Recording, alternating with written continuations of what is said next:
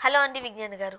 Covid మళ్ళీ వస్తుందేమో, మళ్ళీ లాక్డౌన్ ఏమో, ఈసారి ఇంకెంతమంది ప్రాణాలను బలి తీసుకుంటుందో. ఎందుకంటే రోజు రోజుకి నంబర్ పెరిగిపోతుంది చూసారా. అండ్ డెత్ రేట్ కూడా మనం చూస్తూ ఉన్నాం, ఇంక్రీజ్ అవుతుంది. సో ఒకలాంటి భయాందోళనలు ఎలా ఉంటుందంటారు? ఇప్పుడు మనం మాట్లాడే టైంకి ఎంత ఉందో తెలియదు కానీ నిన్నటి రికార్డ్స్ ప్రకారంగా 5384 దేశవ్యాప్తంగా కేసెస్, మరణాలు 4. కోర్స్ మరణం రేటు తక్కువ ఉన్నప్పటికీ అది పెరిగే అవకాశం కూడా ఉంటుంది, పెరుగుతుంది. నెక్స్ట్ ఆల్మోస్ట్ చాలా రాష్ట్రాల్లో ఉంది. థ్యాంక్ గాడ్ ఇంకా తెలంగాణలో, హైదరాబాద్లో, 2 తెలుగు రాష్ట్రాల్లో ఎక్కువ కేసెస్ అయితే లేవు. బేసికలీ ఇప్పుడు వచ్చిన కొత్త వేరియంట్ ఏంటంటే కొంచెం ప్రమాదకరంగానే ఉంది. కోవిడ్లో బోల్డ్ అని వేరియంట్స్ చూసాం మనం. ఇప్పుడున్న వేరియంట్ మాత్రం బాగా క్రిటికల్గా ఉంది. ఫస్ట్ శ్వాసకోశ మీద దాడి చేస్తుంది, ముక్కు, గొంతు, నోరు, వీటిపైనే. అయితే బేసిక్గా హిపోక్సియా వస్తుంది. Hypoxia is nothing but lack of oxygen. ఇప్పుడు మనకి ఆక్సిజన్ లెవెల్స్ రాదు, అందుకోలేం. టేస్ట్ కోల్పోతాం, స్మెల్ కోల్పోతాం, అండ్ చర్మం రంగు మారిపోతూ ఉంటుంది. ఇట్లాంటి కొన్ని లక్షణాలు. లంగ్స్లో మంట, గొంతు దగ్గర మంట, ఎక్కువ ఆకలి వేయకపోవడం, దాహం వేయకపోవడం, కానీ బరువు పెరగడం వింతగా. అంటే నువ్వు తినట్లేదు మరి లావ్ అవుతున్నావు ఏంటిది అనిపిస్తుంది. అండ్ నెక్స్ట్ ఇట్లాంటి కొన్ని డిఫరెంట్ సిమ్టమ్స్. కానీ కంప్లీట్గా కరోనా టైంలో టేస్ట్ కోల్పోయిన వాళ్ళు, స్మెల్ చూడలేకపోయిన వాళ్ళు పర్సంటేజ్ ఎక్కువ ఉంది. అంటే కొంతమందికి రుచి ఉంది, స్మెల్ ఉంది, బట్ కరోనా పాజిటివ్ కూడా చూసాం. బట్ మోస్ట్ ఆఫ్ ది వాళ్ళల్లో ఇవి 2 కోల్పోయారు. సో ఒకటి కరోనానే కాదు, బేసికలీ కరోనా వచ్చినప్పుడే అంటే మనకి ఏదన్నా వస్తే తప్ప మనం దాని దగ్గరికి వెళ్ళాం. బిఫోర్ కరోనా శానిటైజర్స్ ఎవరు వాడారమ్మా? అసలు శానిటైజర్ అంటే ఏంటో తెలిసేటి, ఎవరు వాడారంటారు మీరు? మోస్ట్లీ ఎక్కడో చాలా రేర్. అది పెద్ద పెద్ద హోటల్స్కి వెళ్ళినప్పుడు మనకు అక్కడ కనిపించేది. అండ్ నెక్స్ట్ ఈవెన్ వాష్రూమ్స్కి వెళ్ళినా కూడా ఎవరు శానిటైజ్ చేస్తున్నారు ఆ స్ప్రేస్ వాడుతూ? అవును, నోబడీ. అండ్ నెక్స్ట్ తినేటప్పుడు కూడా చేతులు కడుక్కోకుండా తినే వాళ్ళని చూసాం చాలామందిని. ఇష్టం ఉన్నట్టు వెళ్ళే వాళ్ళని చూసాం. ఉన్నాయి చాలా మందికి ఉన్నాయమ్మా. ఇట్లా అనుకొని ఇట్లా రుచి చేసుకుంటారు. అలా మళ్ళీ దీనికే చెమటలు వస్తే మొహం రుడి చేసుకుంటారు. అంత చెండాలమైన వాళ్ళని కూడా చూసాం. ఉంటారు మనుషులు, తెలీదు, అంటే క్యాజువల్గా ఉంటారు. హ్యాండ్ వాష్ చేసిన తర్వాత కూడా ఊరికే ఇట్లా అనుకునే వాళ్ళని చూసాం.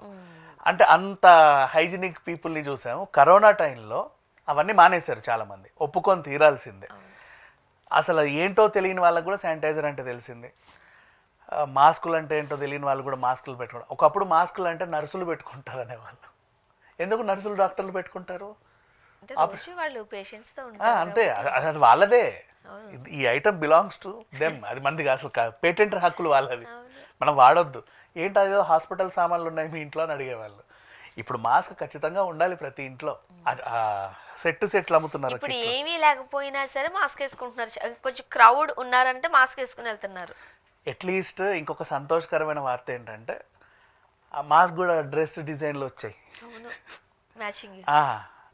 అట్లీస్ట్ అలా అయినా వాడుతున్నారు, వాడిని తప్పులేదు. కానీ అందులో డిసడ్వాంటేజ్ చెప్పిన, మాస్క్ అనేది ఒకసారి వేసుకున్న తర్వాత దాన్ని తీసి పడేయాలి. నువ్వు మంచి డిఫరెంట్గా క్లాత్ పెట్టుకున్నావు అనుకో, దాన్ని ఉతకడానికి పెడతావు కానీ పడేయడానికి పెట్టవు అసలు. అది ఒక రకంగా చెప్పాలంటే కరెక్ట్ కాదు. అయిపోయింది, త్రో. నేను మంత మ్యాచింగ్ కుట్టించుకుంటే ఎట్లా పడేస్తా నేను? మళ్ళీ నీ బ్యాక్టీరియా అంతా అక్కడే, మళ్ళీ రేపు అదే పెడతావు, మళ్ళీ రేపు అదే. ఇంకెందుకు? ఇక people are using like that. అంటే కరోనా అంటే ఒకటి ఏదో వస్తుంది అప్పుడే మనం జాగ్రత్త పడాలంటే తప్ప మనం పాటించట్లా. అండ్ ఇంకొకటి, బలవంతంగా జనాల చేత డిస్టెన్స్ మెయింటైన్ చేయండి అని కర్రతో కొట్టి మరీ చెప్పాల్సి వచ్చింది. నీ హెల్త్ గురించి నీకు మాత్రం కూడా లేదా? అట్లా ఉంది పరిస్థితి. మళ్ళీ బహిరంగ ప్రదేశాల్లో గుమ్మి కొడితే పోలీసులు కొట్టేవాళ్ళు. అంటే పోలీసులు వచ్చి కొడితే తప్ప నీకు నీ హెల్త్ గురించి తెలీదా? ఎందుకు మనం బ్యాంక్స్కి అట్లా వెళ్ళామనుకో, రౌండ్లు వేస్తున్నారు, అక్కడ నుంచోరు, ఈ రౌండ్కి మధ్యలో ఇంకొకరు దూరతారు. ఎంత వింత అనిపిస్తుంది తెలుసా? మీరు అబ్జర్వ్ చేశారా? నీ హెల్త్ గురించే కదా. నీకు శ్రద్ధ లేదంటే 4 దన్ని చెప్పాలా నిన్ను? వయసు వచ్చినాక కూడా పోనీ చిన్నప్పుడు అంటే ఏమన్నా అనుకోవచ్చు, తల్లో తండ్రో ఒక 2 బీకి ఏయ్ అది ముట్టుకోకు ఇది ఇక్కడ పెట్టని చెప్పేవాళ్ళు. ఇప్పటికీ ఎంత వయసు వచ్చినా నెక్స్ట్ అంటే మనుషులు జాగ్రత్తగా ఉంటే ఎవరి దగ్గరికి ఏ రోగాలు రావు. నేను బ్యాంక్ దగ్గర ఒక దగ్గర చూసాను, ఇంకొక దగ్గర ఎక్కడో చూసాను. వాళ్ళు రౌండ్లు వేసారు, అక్కడే ఉండంటారా బాబు మీరు అని. ఉండరు. ఈ రౌండ్ అక్కడ ఉంటుంది, ఇంకో రౌండ్ ఇక్కడ ఉండేవే, అది కావాలి మనకి, ఆ డిస్టెన్స్ కావాలి. ఈ మధ్యలో ఒకరు నుంచి ఉంటారు, మరి రౌండ్లు ఎందుకు వేయడం. నెక్స్ట్ అగైన్ ఇంకా చాలా సందర్భాలు చూసాం. అండ్ అసలు విషయానికి ఏంటంటే ఇప్పుడు పాత రోజుల్లో ఇంటి ముందు అలుకు చల్లుకునేవాళ్ళు, పురుగు పుట్ర ఇంటికి రావద్దని. ముగ్గేసేవారు, కాళ్ళకి ఈడిదాకా పసుపు రాసుకునేవాళ్ళు, అవును. నడిచేటప్పుడు ఏ దరిద్రం అంటొద్దని. చేతులకి కాళ్ళకి పసుపులు ఉండేవి, ఎట్లా కాళ్ళకి రాస్తారు కాబట్టి దీనికి అంటుకునేది. అవును. నెక్స్ట్ గుమ్మాలకి గడపకి పసుపులు రాసేవాళ్ళు, అవేం డెకరేషన్ కాదుమా. ఇప్పుడు గడపకు ముగ్గులు వేయబడునని పెయింట్లు వేస్తున్నారు. అదే కదా, అది ఫ్యాషన్ అయిపోయింది. మామిడి తోరణాలు కట్టేవాళ్ళు ఎందుకు, దానికి ఒకటి ఉంటుంది. ఇప్పుడు సైంటిఫిక్ రీజన్ ప్రతి దానికి ఉంది. ఇప్పుడు దానికి ప్లాస్టిక్ డిజైన్లు అనమాట. ఎందుకు వీళ్ళు ఇంటి ముందు అది వేస్తారు కదా, అలుకు అలుకు ఇలా, దాన్ని కౌ డంగ్ తో అది చేస్తూ ఉంటారు. గ్రీన్ పెయింట్లు వేస్తున్నారు. అది ఎందుకు అని అంటే సమ్ బ్యాక్టీరియా మనకు లోపలికి రాకుండా గ్రీన్ పెయింట్లు వేస్తున్నారు ఇంటి ముందు. నేను అపార్ట్మెంట్స్ లోనూ చాలా వరకు చూసాను గ్రీన్ పెయింట్. ఏంటిదంటే అలుకు లాగా కనబడాలని. ఎల్లో పెయింట్ ఎందుకు అంటే పసుపులాగా కనబడాలని.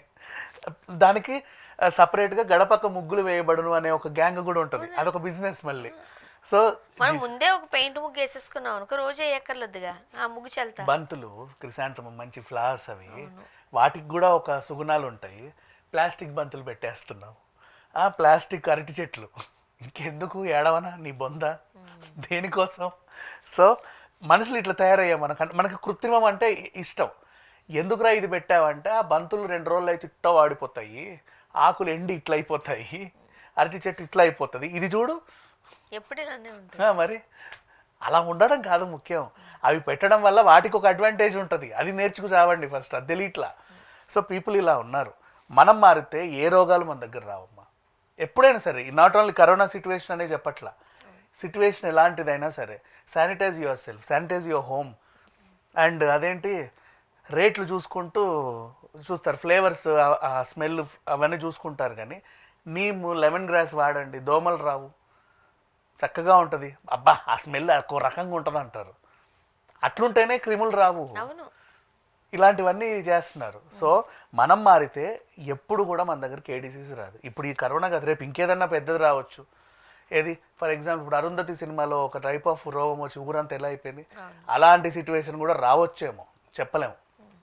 బట్ ఎప్పుడు మన జాగ్రత్తలో మనం ఉండాలి. అంటే నేచర్లో జరిగే కొన్నింటిని మనం ఆపలేము, కానీ దాని నుంచి అయితే మనం బయట పడగలుగుతాం. కొన్ని జాగ్రత్తలు మనవంతుగా మనం తీసుకుంటాం. రీజన్ ఎందుకు ఇప్పుడు ఇంతలా చెప్తున్నావు అంటే, వచ్చేది వర్షాకాలం, నువ్వు వద్దన్నా సరే బ్యాక్టీరియాలు పాకుతా ఉంటాయి. కాబట్టి మనల్ని మనం శుభ్రంగా ఉంచుకుంటే, దోమలు వస్తాయి, జలుబులు వస్తాయి, జ్వరాలు వస్తాయి.